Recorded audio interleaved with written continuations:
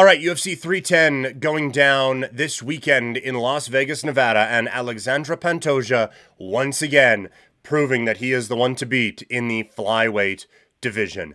This is a very, very impressive performance from the champion as he chokes out Asakura in the second round. I had said coming in that a lot of the talk about Pantoja was more excitement about people that or fights that could be upcoming instead about him. We need to get excited about this guy. He is so well-rounded and just a Terminator in there, walking forward, and not in the way that we talked about walking forward in like the Clay Guida era where it's just this zombie thing and guys are sloppy, whatever. He is constantly pressuring and the stand-up is getting so much better. He was landing with those straight shots all night against Asakura in the 6 minutes the fight took place. He was landing those straight shots really, really effectively and really putting it on the former Ryzen bantamweight champion.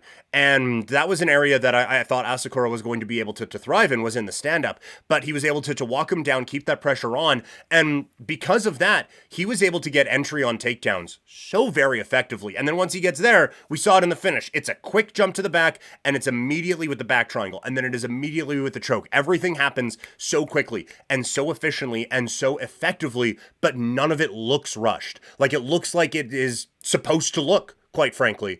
An unbelievable performance from Pantoja, and just one that really drove home for me that as we approach 2025, this is a guy that we need to take a little bit more seriously. This was his first finish in 3, and he hasn't had the most inspiring of fights, right? Like the 2 fights that he had in the first part of his title reign, one to win it, one to defend it, were against guys who he's beaten before. Steve Erceg felt like kind of a boxing mandatory one. Now it's Asakura, and we're seeing all these highlights, and you're getting the Twitter stories of him breaking guys' jaws, and it's all of this, and he just runs out and terminates that dude.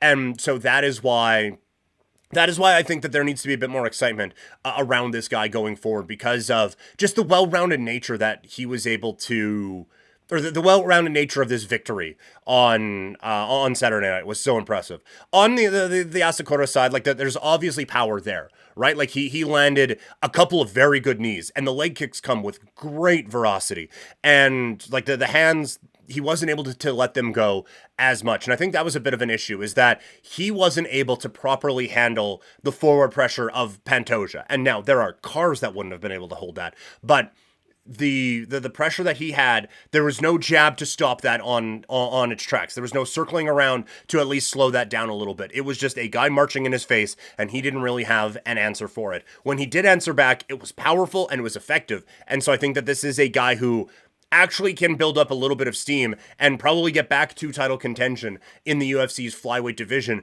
just because of how well that power is going to play in this division. But it wasn't effective enough to keep Pantoja off of him for long stretches of time. So a very impressive showing, I thought, for Pantoja. As far as the rest of the card is concerned, admittedly, haven't been able to watch a ton of it. Rakhmonov getting a win, it sounds like it wasn't overly impressive. I haven't been able to check it out yet, but he is obviously setting up now for a welterweight title opportunity against Bilal Muhammad coming up very, very soon. Very interested to see kind of how that fight broke down, but it does seem like Ian Gary at least had a pretty good showing of himself there at UFC 310. So more UFC coverage as the week goes on.